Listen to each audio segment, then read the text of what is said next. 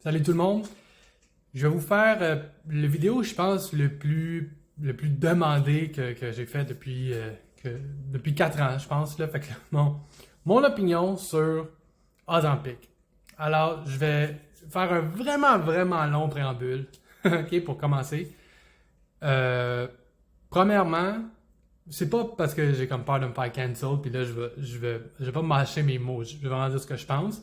Sauf que le préambule que je veux faire, c'est pour être sûr qu'on me comprend bien et qu'on interprète bien ce que je dis. Fait que la première chose, c'est juste par la force des choses, là, comme littéralement cette vidéo-là va être envoyée probablement à des dizaines de milliers de personnes.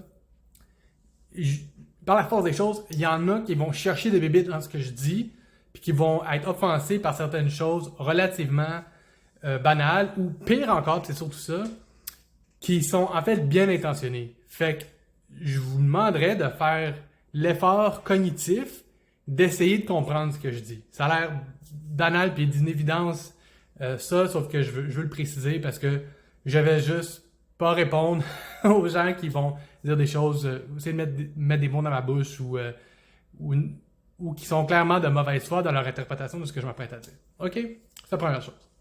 Deuxième chose, il faut savoir que je fais cette vidéo-là en tant que citoyen ordinaire. Je ne le fais pas en tant que kinésiologue. Je suis certainement pas médecin, ni pharmacien, ni nutritionniste, ni psychologue, ni travailleur social.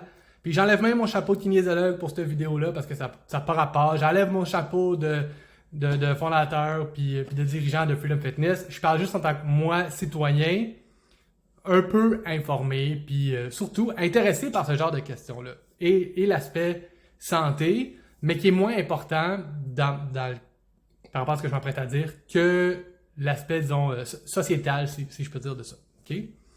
Je continue mon préambule. L'autre affaire, ce n'est rien contre les gens qui prennent Ozempic. Puis, en disant ça, je réalise que là, je fais une petite erreur. En fait, il y a beaucoup de gens qui m'ont répondu, comme je dis beaucoup, je dis des centaines. Il y a beaucoup de gens qui pensent que je suis contre Ozempic.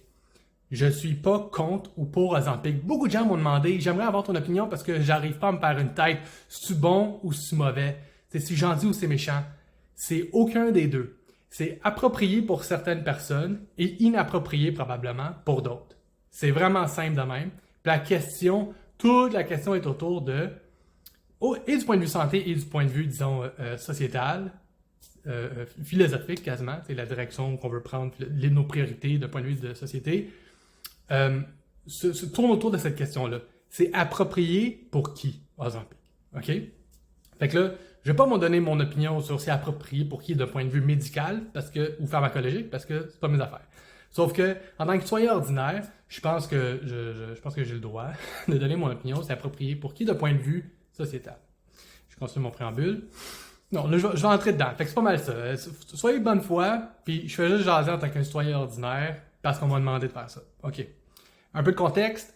Je fais cette vidéo-là à peu près 10 jours, une semaine, après que j'ai diffusé une entrevue, un podcast de Radio-Canada sur lequel est apparue notre consultante en nutrition, parmi d'autres personnes, parmi un panel de personnes qui parlaient de Ozempic, puis justement l'aspect psychologique de ça, l'aspect nutritionnel de ça, un peu l'historique. Fait que ça, c'est un peu le contexte de la vidéo, de cette vidéo-ci. Puis c'est ça. Fait que, allons-y. Je commence avec, juste pour mettre la table, qu'est-ce qu'Ozempic? En fait, oui, qu'est-ce qu'Ozempic? Puis grosso modo, comment ça marche? OK? Ozempic, c'est le nom commercial d'une molécule qui s'appelle le semaglutide. OK? Fait qu'Ozempic, c'est le nom d'un produit, c'est le nom d'un médicament comme Tylenol. C'est le nom commercial d'une compagnie qui vend de l'acétaminophène. Okay? L'acétaminophène, c'est la molécule de laquelle est composé le Tylenol. Ozempic, c'est un nom commercial. La molécule s'appelle le semaglutide. Okay? Ce que le semaglutide fait, en gros, c'est que ça joue sur les signaux de satiété. Okay? Ça joue sur la glycémie, en gros, puis ça joue sur les signaux de satiété.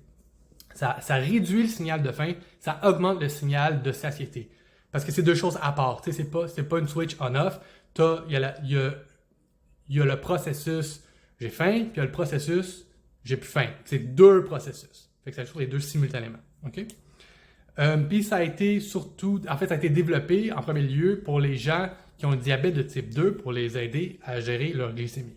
Okay? On s'est aperçu que ça faisait perdre du poids au monde. C'était comme un effet secondaire, si tu veux, de perdre de poids, parce que les diabétiques, leur corps a la difficulté à gérer leur glycémie. Alors, il y a ce médicament-là qui est inventé, qui est découvert, en tout cas, peu importe, puis développé. Puis là, on remarque que ça fait perdre du poids au monde. Puis là, on s'est mis à le tester un peu. Je pense que c'est Bernard Lavallée qui dit ça dans le podcast, mais là, c'est dans l'intérêt de la compagnie pharmaceutique. Puis je dis pas que c'est bon ou mauvais, c'est une réalité du système dans lequel on vit. C'est dans son intérêt de voir si ça marche sur plus de monde que juste les diabétiques de type 2. Il y a beaucoup de diabétiques de type 2, il y a bien plus de monde en surpoids qui ne sont pas diabétiques de type 2. Fait que là, c'est un peu là-dedans qu'on est. Et de ce que j'en comprends, c'est pour ça l'espèce de gros boost, la grosse ascension en popularité dans la culture générale. C'est un peu tout le monde a entendu ce mot-là, Ozempic. Puis, c'est ça. OK, fait que c'est le même que ça fonctionne. Puis en gros, c'est justement comme ça joue la glycémie, ça joue sur la satiété, ben ça joue sur combien de bouffe tu manges. Fait que si tu manges moins, ben fait que ça, c'est bien important d'établir ça en premier lieu. Le sémaglutide ne fait pas perdre de poids. Je vais répéter. Le sémaglutide ne fait pas perdre de poids. Le sémaglutide enlève le goût de manger. En mangeant moins, je perds du poids. C'est bien important d'établir ça. Donc, ce n'est pas... Il y a des gens qui m'ont dit qu'il y en avait contre ça parce que c'est un peu comme le chemin facile. Moi, je suis pas d'accord avec ça. Je suis pas d'avis que c'est un chemin facile pour obtenir quoi que ce soit, surtout si on s'informe un peu sur les effets secondaires. T'sais, des nausées, diarrhée ou constipation d'un bord ou l'autre. Fait qu'il y a plein d'effets secondaires ultra désagréables associés à ce médicament-là, qui sont beaucoup plus élevés en proportion. C'est-à-dire beaucoup plus de gens ont ces effets secondaires indésirables, très désagréables-là, que en général les autres médicaments sur le marché. D'ailleurs, dans le podcast, ça parlait de 40% de gens qui ont des nausées. C'est immense. Là. Comme elle dit sur le podcast, je pense une pharmacienne qui dit, j'ai oublié son nom, ça m'échappe, c'est Catherine quelque chose, je pense. Peut-être que je me trompe, mais sur le podcast, elle dit, à 10%, on trouve que c'est beaucoup un effet secondaire pour un médicament. Puis là, on est à comme 40% pour le sémaglutide au niveau des nausées. OK? Fait que, est-ce que ça contribue à la perte de poids, de vomir tout le temps puis de pas vouloir manger parce que tu as le goût de vomir? Fait que alors, ce n'est pas un chemin facile pour quoi que ce soit. Fait que moi, je suis pas de cet avis-là. Puis aussi, on m'a dit, c'est sûr que moi, j'ai adressé ça aussi, c'est sûr que moi, nous, moi, Sébastien Gauthier, Freedom Fitness, on va être positionné contre Ozempic comme c'est comme un rival, d'une certaine façon, un compétiteur à ce qu'on fait parce qu'on allait les gens retrouver la santé. Puis là, je vais expliquer plus tard pourquoi Ozempic, sémaglutide, n'est pas du tout un compétiteur. Parce que ça apporte juste pas la même chose. OK? C'est la première chose. Fait que, établir ça. Okay. J'ai plein de notes, mais je suis un peu disparate. Puis je vais faire attention à ce que je dis. Je vais toujours de bien m'exprimer. Puis je vais peut-être reculer dans certaines idées avancées. Je m'excuse d'avance. Fait que, un peu de données, juste pour mettre encore un petit peu de détails autour de tout ça.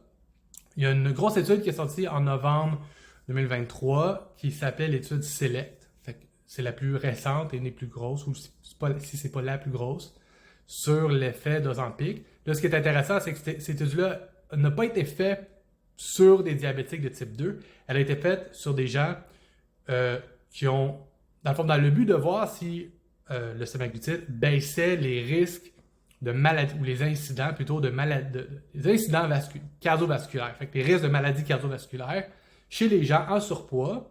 Fait qu'un IMC de 27, je vais définir ça dans 2 secondes.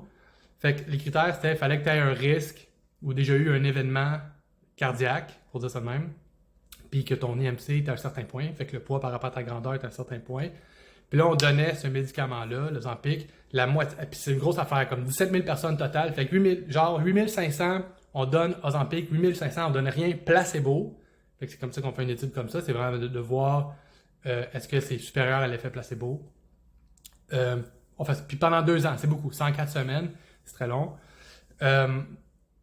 Puis voici IMC 27, pour te donner un ordre de grandeur. 5 pieds 4, 157 livres, tu as un IMC de 27. Puis cliniquement, médicalement, obésité, c'est à 30. Okay? IMC de 30. Fait que c'était 27 et plus. Il y en a beaucoup plus haut que ça. Fait que 5 pieds 4, 157 livres, 5 pieds 6, 168, puis 5 pieds 8, 178 livres. Ça, c'est un IMC de 27, pour donner un ordre de grandeur. OK? Ah oui, puis toutes ces personnes-là devaient avoir au moins 45 ans. Mais pour ce que je vais expliquer, c'est plus ou moins important, mais je mentionne pareil.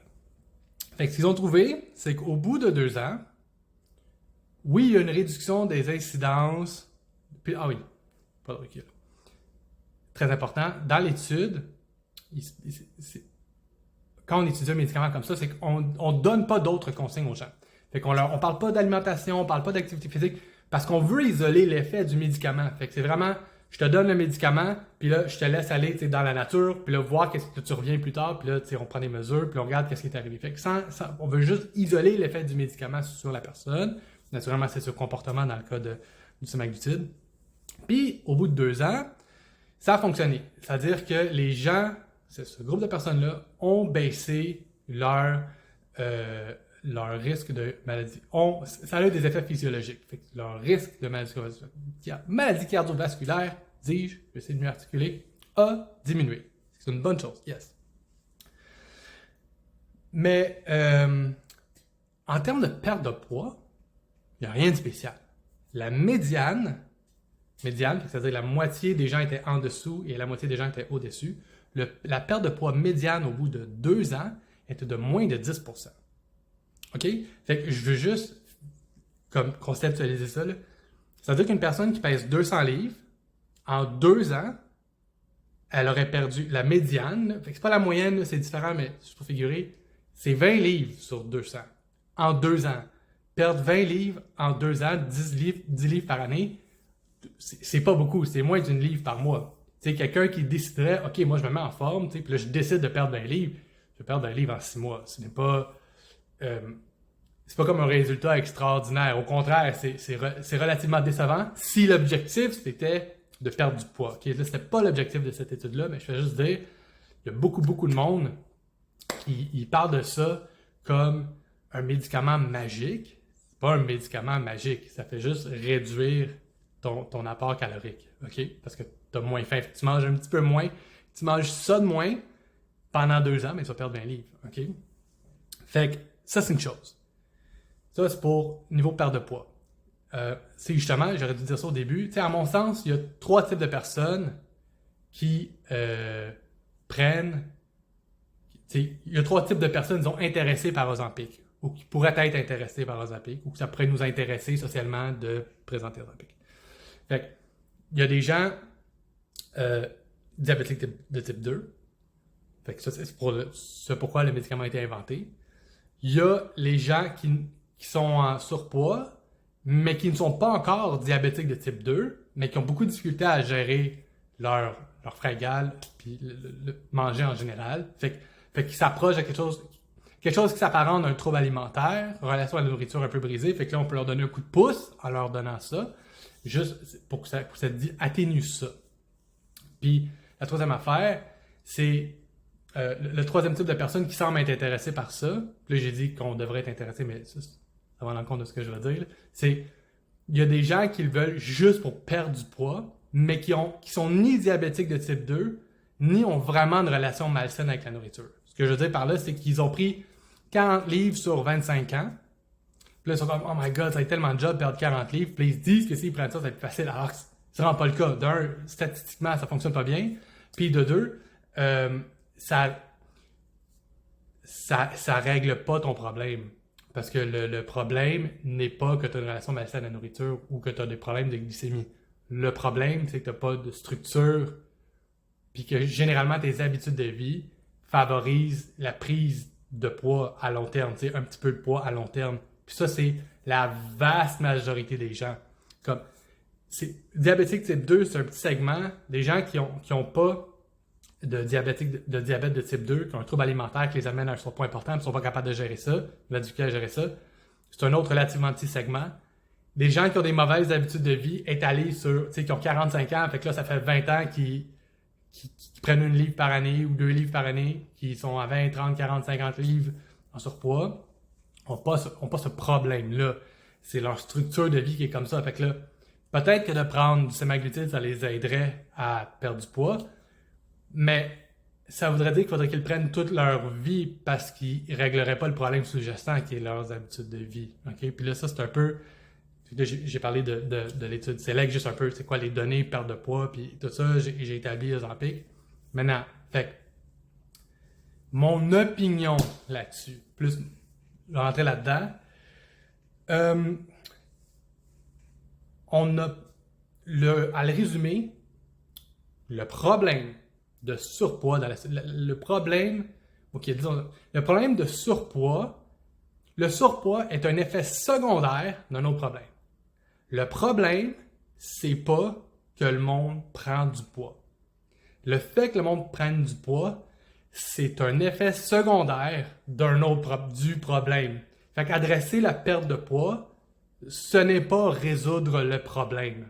OK? Parce que sinon, si le problème c'est la prise de poids, ben on ferait juste on ferait des liposuctions à tout le monde. Ça coûterait beaucoup moins cher, moins de risques à long terme parce que on sait pas ce que ça fait prendre du semaglutide pendant 20 ans alors que tu n'as pas le problème hormonal sous-jacent qui a amené à sa découverte.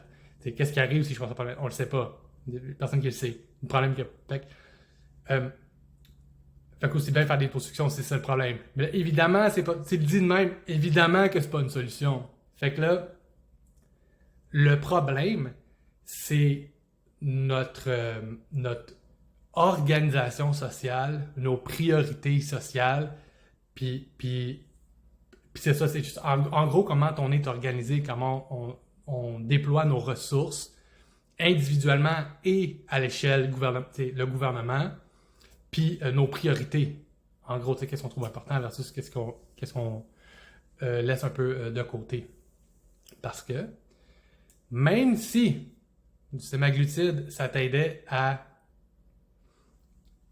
Le semaglutide va t'aider à manger moins. OK? Là, encore une fois, là, je veux juste rétablir pour la centième fois, je parle pas des gens qui pourraient vraiment médicalement bénéficier, soit d'un point de vue psychologique, parce que trouble alimentaire, ou diabétique type 2. Je parle de toutes les autres personnes, qui est la majorité des gens concernés par la discussion autour d'Ozempic. Mettons, ça fonctionne, ça réduit ton apport calorique, puis le sans effet secondaire. On va dire que toi, ça a zéro effet secondaire. Si j'ai moins le goût de manger, je suis dans la situation dans laquelle je veux prendre du Ozempic, probablement parce que je mange un peu trop de pizza. Pas dans une semaine, c'est pas que tu te goinfres, tu manges 2 larges le vendredi soir, c'est pas ça. C'est que chaque semaine, depuis 20, 25 ans, 30 ans, tu prends un petit peu trop de pizza, un petit peu trop de vin, tu bouges pas assez. Fait que ça, cumulé dans le temps, ça donne ça. Fait que ça réduit ça. Tu manges un petit peu moins de pizza, tu bois pas nécessairement moins de vin, mais peut-être. Mais est-ce que ça augmente ta consommation de brocoli? C'est sûr que non. En fait, c'est probablement le contraire. C'est presque sûr que ça va réduire ta consommation de brocoli. C'est mon interprétation. Peut-être que je me trompe, qu'on fait des études, puis finalement, puis je m'aurais trompé, puis j'ai rectifié. Sauf que probablement que si tu as moins faim parce que ça te donne comme mal au cœur de manger, parce que c'est un peu ça que ça fait, comme ça, je sais pas, ça trépigne un peu, ben, tu penses-tu que la petite place que tu as, un peu comme les gens qui auraient la chirurgie bariatrique, la petite place que tu as, vas-tu la garder pour de la pizza ou tu vas la garder pour du brocoli? Moi, je fais le pari que le volume total de pizza va descendre, puis le volume total de brocoli, qui est probablement faible, va être réduit à presque zéro, techniquement. OK? Parce que ça ne change pas tes goûts. Ça change juste la quantité que tu manges. Fait que si tu réduis tout, tu vas aussi réduire ton apport en légumes, puis en autres choses qui sont par ailleurs bonnes pour la santé, qui, elles, préviennent toutes les maladies connues.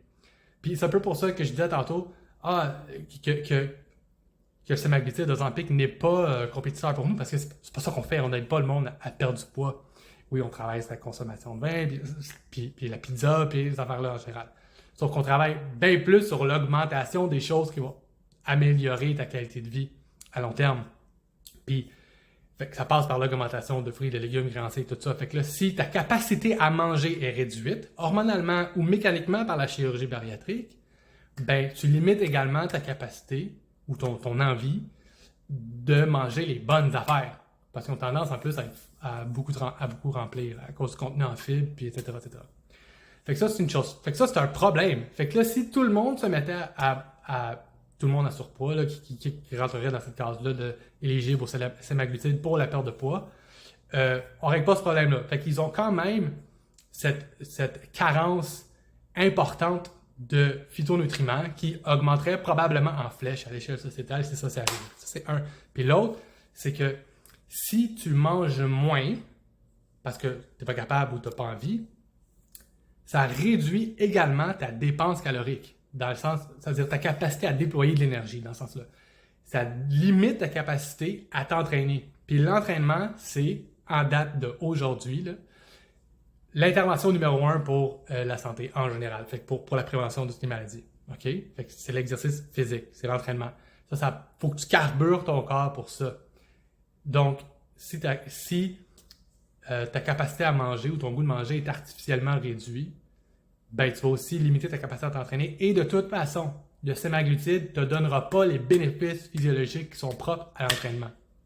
Et quand je parle d'habitude de vie, puis que c'est pas un compétiteur, mettons, ou que ça m'est égal d'une certaine façon à l'échelle individuelle si une personne ou l'autre prend semaglutide, c'est parce que nous, on adresse comme d'autres choses.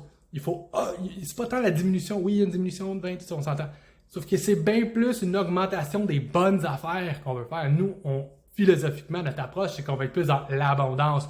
On veut faire manger le monde plus, on veut bouger plus, on veut augmenter les choses qui vont améliorer la santé parce qu'elles vont de toute façon naturellement réduire les choses qui sont un peu, disons, délétères sans qu'on ait besoin de les réduire à zéro. Ou même, souvent même qu'on en parle, on voit ça dans notre clientèle, la majorité du temps, la réduction se fait naturellement.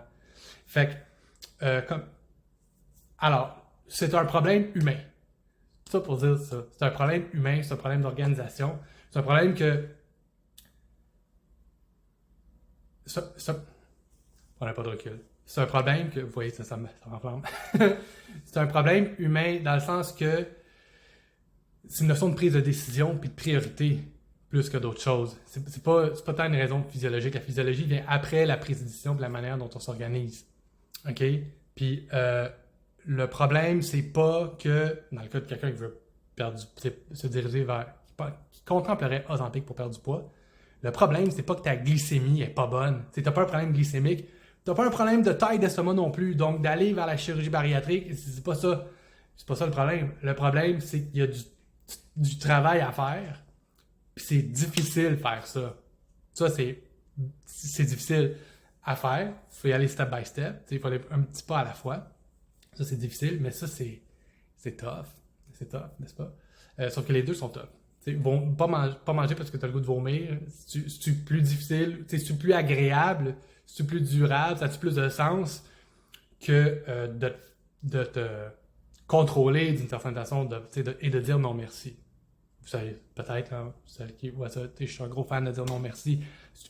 C'est plus dur de dire non merci ou avoir le goût de vomir quand tu vois quelque chose. J'exagère un peu, je simplifie les deux bords. C'est un peu ça la question.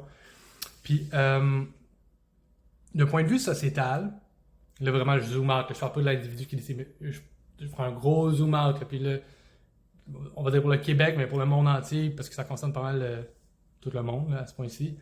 Dans les années 80, le taux d'obésité, le taux de surpoids chez les enfants de 2 à 17 ans était de 15%, et on l'estime aujourd'hui à être à 30%, ça a donc doublé. Les enfants sont 2 fois plus en surpoids aujourd'hui qu'il y a maintenant 40 ans. OK? Et ce chiffre-là continue d'augmenter, puis il augmente de plus en plus vite à cause des écrans, réduction de l'activité physique de façon générale. Puis les géants agroalimentaires qui produisent des Oreos et tout le reste, les McDo, deviennent de plus en plus bons, deviennent de plus en plus proficients à vendre leurs affaires. Fait que ce chiffre-là est en augmentation relativement rapide.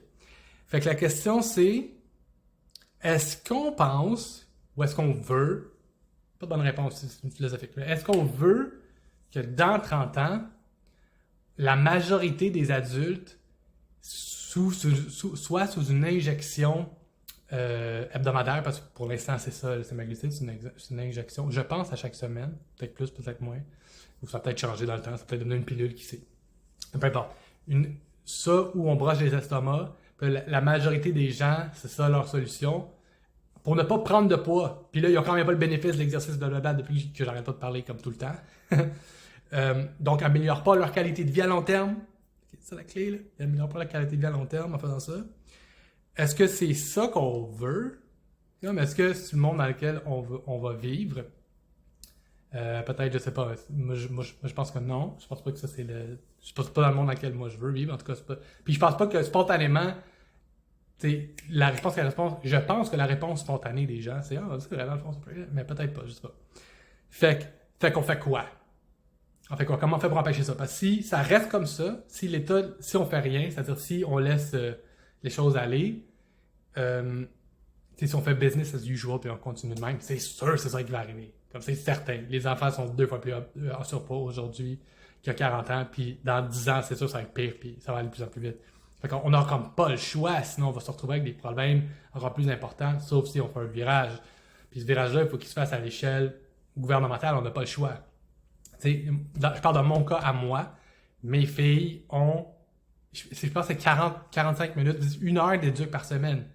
Puis on dit, ouais, mais ils ont les récrés. Ça n'a pas rapport. L'hiver, les récrés, c'est 10 minutes t'habiller, joue 5 minutes dehors, 10 minutes te déshabiller. Ça, c'est une récré. Puis même chose pour leur bloc d'éduc qui est là-dedans. Fait il faut qu'on réorganise fondamentalement l'école. Pas premièrement, mais parmi les choses, parce que j'ai des jeunes enfants, c'est ce qui me vient en tête, mais il y a plein d'autres affaires sûrement. Tu peux t'acheter toutes sortes de cochonneries dans un hôpital. Ça n'a aucun sens, on s'entend, OK? Puis, en tout cas, je vais partir là-dedans, mais je veux pas. Ça va être une vidéo durer 4 heures. Fait que, c'est ça qu'on veut. C'est ça qu'on veut. Puis, j'ai aussi posé une question, juste généralement. Si on n'intervient pas, puis de point de vue gouvernemental, on peut aussi juste mettre... Il n'y a pas de raison qu'un coke, ça ne coûte pas 30$. C'est de le taxer, là, il coûte 1$, puis mettre une taxe de 29$, on a fait la cigarette. Je suis pas sûr peut-être quelqu'un qui voit ça pourra me l'expliquer. Pourquoi on ne taxe pas des choses comme ça de manière tellement exagérée que ça décourage fortement leur consommation, leur achat? Je sais pas. Ou pourquoi il n'y aurait pas de subvention spécifique par rapport à certains aliments comme le brocoli. Je sais pas trop. Je dis ça de même. Puis dernière chose, dernier point, souvent dans le monde dans cette conversation-là de prévention puis de santé, tout ça, on va être comme « Ah ouais, mais le marketing... » Puis j'ai fait ça moi-même, j'en parle dans le décide, on parle du marketing des grosses compagnies, McDo, puis Coke, puis etc., tout ça.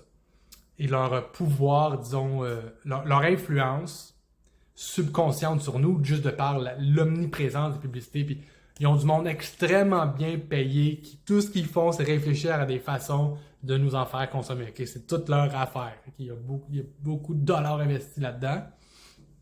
Puis si Ozempic ou quelque chose de similaire, c'est-à-dire une en guillemets, pilule magique, j'en ai pas une comme j'ai établi, mais là on a une pilule magique qui arrive sur le marché, c'est eux qui en bénéficient le plus.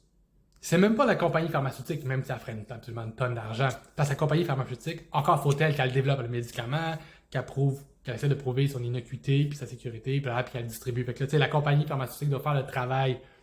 Mais Coke est mort de rire. Parce que là, il y a une autre grosse compagnie qui fait tout ce travail-là pour... comment je peux dire, dédouaner Coke et toutes eux autres, là, je pointe Coke parce que tout le monde est quand même, et tout ce segment-là, cette industrie-là, mort de rire parce qu'ils n'ont pas de travail à faire. Les gouvernements restent un peu passifs, si je peux dire, là-dedans. Juste s'assurer que tout est sécuritaire et ne tue pas les gens dans les 24 heures, j'exagère, mais... Fait que, d'une part, on a des grosses compagnies qui contribuent à un gros problème. Puis là, il y a une autre immense compagnie, parce qu'une compagnie qui produit semaglutide, si je ne me trompe pas, puis c'est elle qui a financé l'étude Select. Je dis pas que c'est une mauvaise étude, mais en plus, c'est que les données viennent de ces compagnies-là. C'est quelque chose. Fait que, il y a des grosses compagnies qui contribuent largement à un problème. Puis là, la solution, moyen terme, long terme, telle que ça se décide maintenant, c'est une autre grosse compagnie ou 2, 3, peu importe combien il y en aurait. Est-ce qu'on traite est-ce qu'on traite sur une main, là? Puis là, eux autres, ils contribuent au problème, règlent le problème, puis là, le reste s'arrangeront avec les conséquences à long terme. Le reste étant le gouvernement, parce que les systèmes de santé payent par les taxes, puis non. Fait que cette conversation sociétale-là, moi, qui qui m'interpelle le plus, pas tant à l'échelle individuelle, tu sais, comme j'ai dit, si tu es sur un Ozempic, tu connais quelqu'un qui l'est, puis ça va être tant mieux pour vrai, tant mieux. Moi, je suis tout pour la résolution de problèmes. Mais je me demande où est-ce qu'on s'en va avec ça. Ça, c'est quoi On est comme, ah ouais, Coke, sont pas fins. Puis là, ah, phew, merci, Nordique, je sais pas, c'est un nom comme ça, Nordisk, quelque chose, je pense, je l'avais, j'écris mal. Merci à toi de régler le problème. Faut qu'on fasse quelque chose, je pense, n'est-ce pas? En tout cas, j'arrête là. C'est ça mon opinion sur Ozempic.